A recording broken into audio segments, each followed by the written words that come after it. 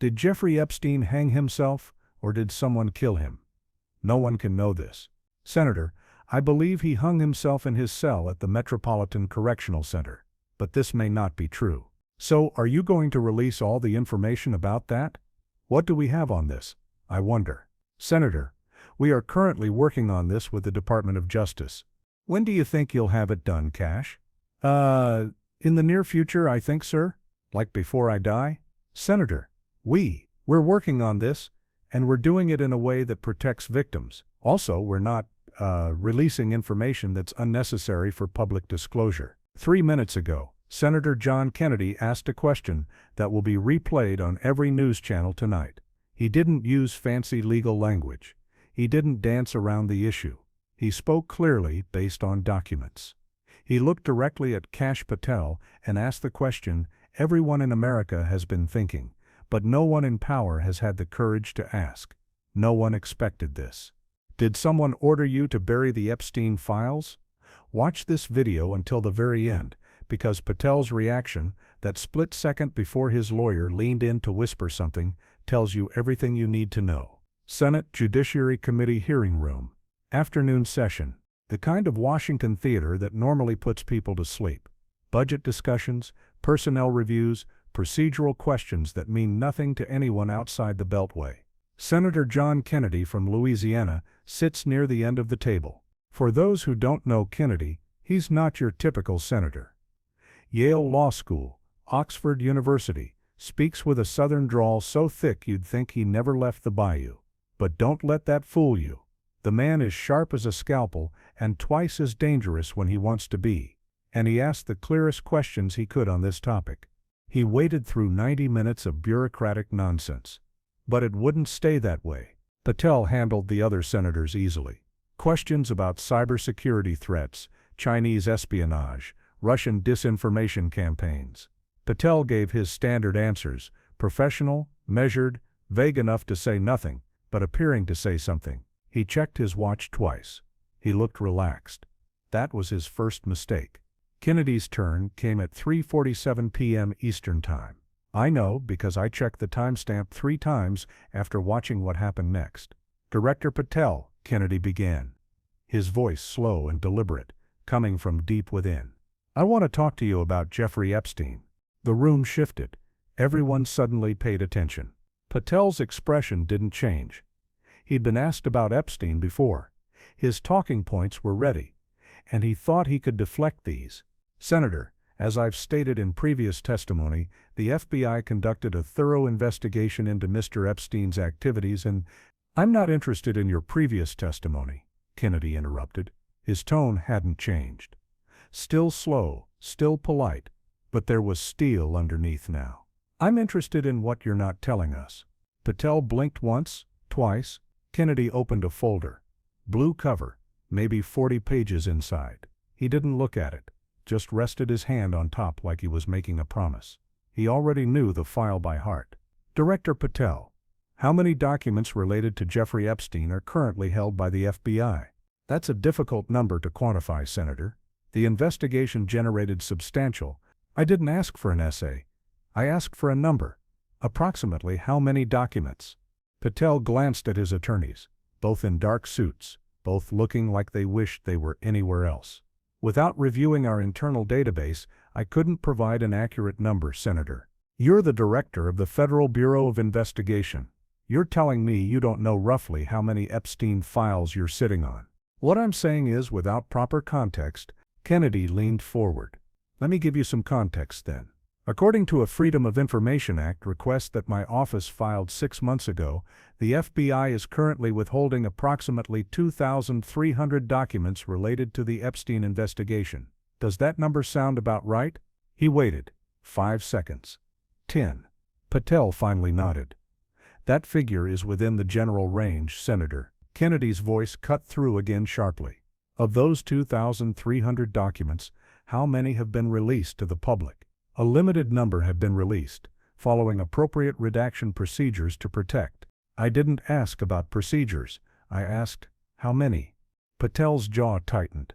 Approximately 90 documents have been released in redacted form. 90.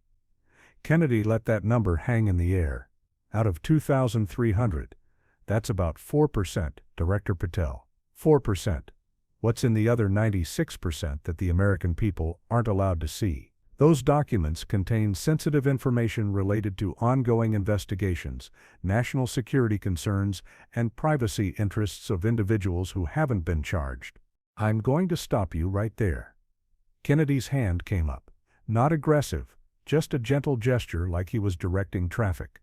Jeffrey Epstein is dead. Ghislaine Maxwell is in prison. The investigation is closed. So what ongoing investigation are you protecting?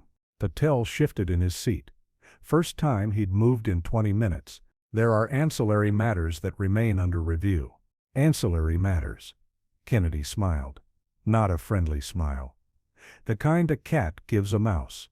Director Patel, I'm a simple country lawyer, went to LSU, practiced law in Louisiana for years before I got into politics. So help me understand something.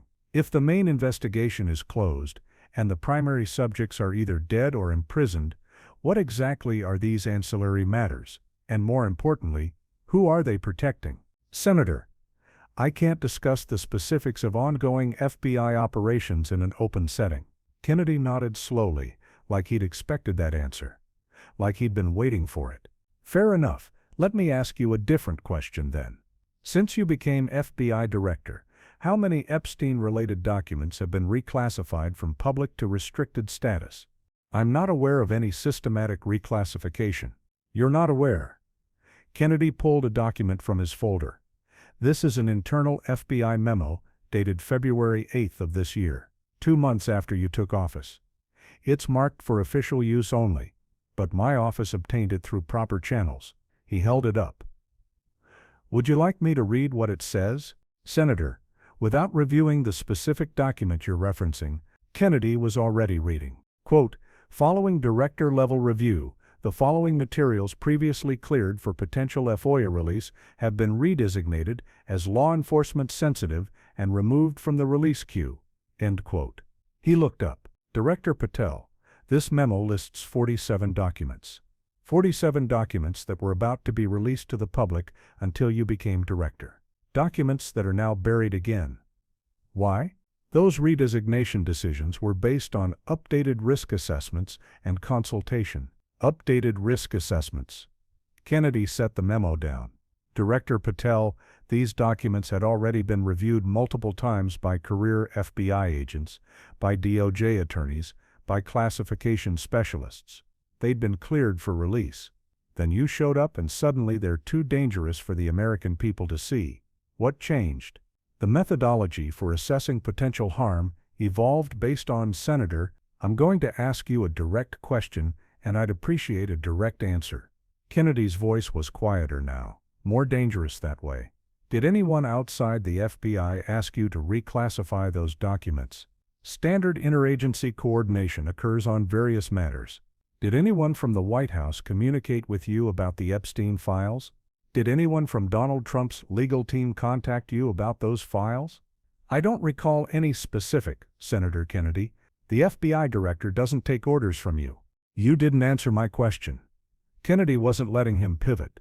It's a simple yes or no. Did anyone associated with Donald Trump ask you to restrict access to the Epstein files? Patel's face went through several expressions in about 3 seconds. Confusion, anger, calculation, then back to that professional mask. My decisions regarding document classification are based solely on my assessment of national security and law enforcement interests, not on any external pressure from any individual or organization. That's not what I asked. The room was completely silent now. Every reporter, every staffer, every senator on the committee, all frozen. This wasn't normal hearing procedure.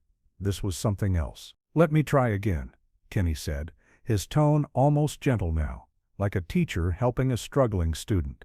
In the 6 months since you became FBI director, have you had any communication, direct or indirect, with anyone connected to Donald Trump regarding the handling, classification, or release of documents related to Jeffrey Epstein?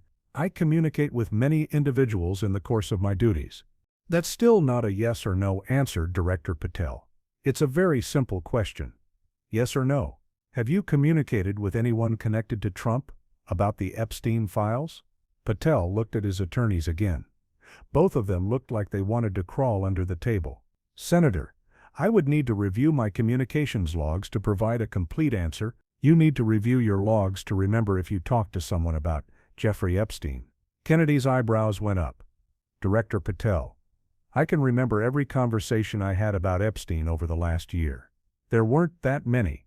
It's not exactly casual water cooler talk. You're telling me you can't remember if you discussed these files with Trump's people. What I'm saying is, in the normal course of interagency coordination, Kennedy stood up. Actually stood up from his chair. I'd never seen him do that in a hearing before. Director Patel, I've been patient. I've been polite. But now I'm going to be direct, because the American people deserve direct answers. He picked up another document. This is a phone log. February 23rd, 10:47 p.m. A call was placed from your personal cell phone to a number registered to a law firm in New York City, Kasowitz Benson Torres. Do you know who that firm represents? Patel's face had gone completely white. I speak with many attorneys in the course of my duties, Director.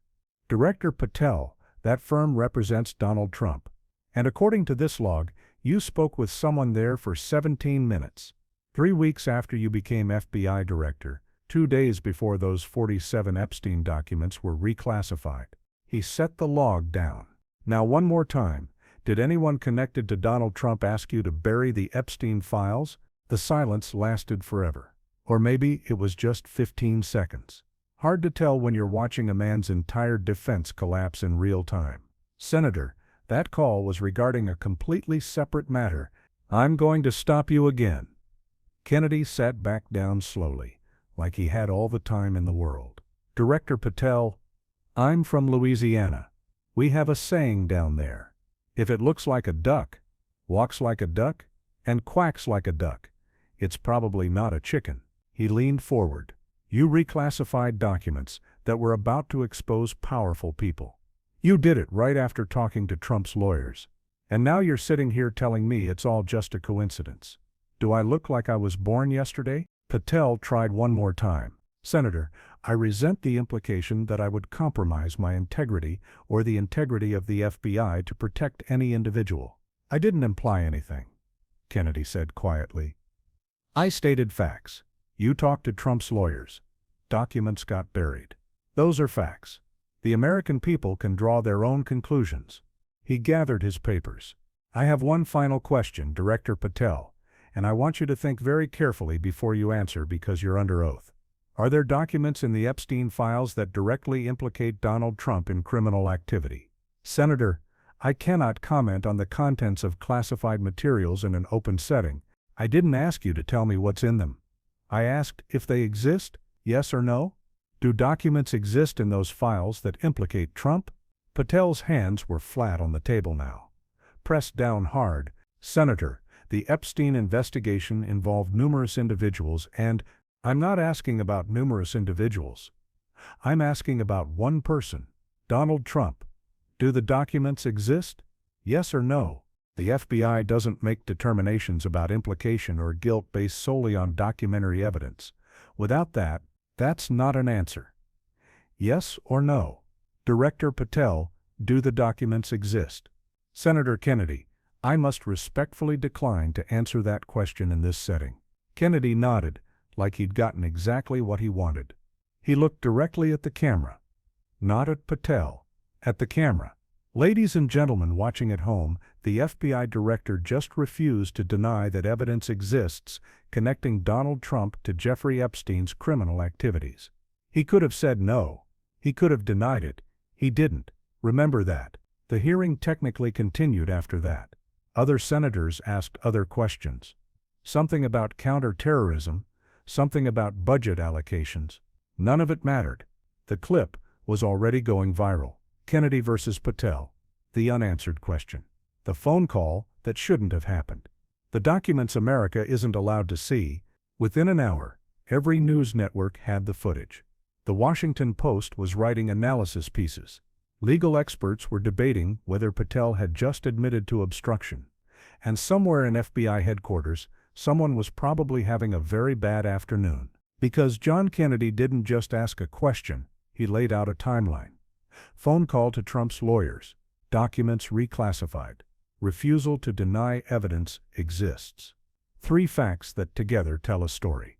A story about power, protecting power, about secrets being buried, about an FBI director who may have chosen loyalty to one man over loyalty to the truth.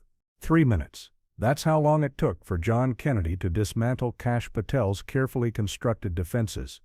3 minutes to connect the dots between Trump's lawyers and buried documents. 3 minutes to force the question that no one else would ask. Did someone order you to protect Donald Trump? Patel never answered. But his silence, his refusal, his visible discomfort, those answered for him. The Epstein files are still buried. The documents are still classified. The truth is still hidden. But now everyone knows why. And they know who's responsible for keeping it that way. If you made it this far, you understand how serious this is. Subscribe to this channel right now. Hit the bell. Share this video with everyone you know. This story isn't over. Kennedy promised more hearings, more questions, more documents, and I'm going to cover every single development.